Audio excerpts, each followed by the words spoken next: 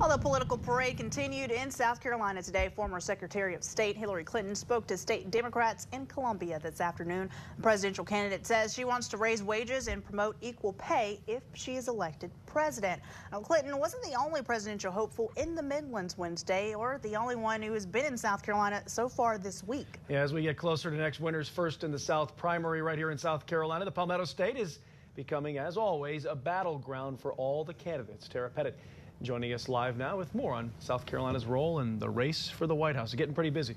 Yeah, Brian, Janet, this race is starting to become a full house. There are now officially 9 candidates in the game, and several others are expected to announce their candidacy in the next week or two. And like you said, Hillary Clinton, it wasn't the only one in Columbia today, and some people are saying it wasn't a coincidence. I am running to live again at 1600 Pennsylvania Avenue. Presidential candidate Hillary Clinton addressed a high-energy crowd Wednesday at a Columbia Marriott as she pushes for the notoriously red state's votes. I do know how hard this job I'm seeking is. I have seen it up close and personal.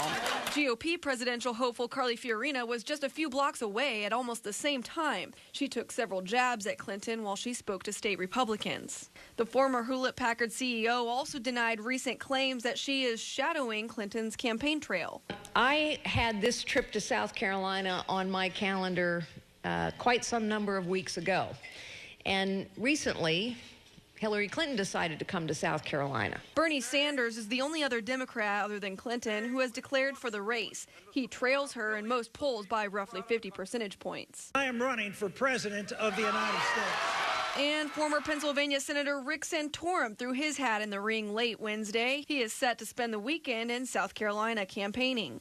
Santorum sits in a packed Republican primary field. He is the 7th candidate to declare their candidacy, and several others are expected to join in. South Carolina Senator Lindsey Graham is expected to make his announcement Monday, and former Texas Governor Rick Perry is also expected to announce next week. That would bring the official GOP tally to 10. Even without them in the race, the barbs are already flying in South Carolina. Hillary Clinton must not be president of these United States because she is not trustworthy and she lacks a track record of leadership. Clinton didn't mention Fiorina during her address to state Democrats. However, she did say it was important to her that she and her rivals respected each other throughout the campaign. I will be remembering what I think should be at the core of every political campaign: how we treat one another and how we care for this gift we've been given, the United States of America.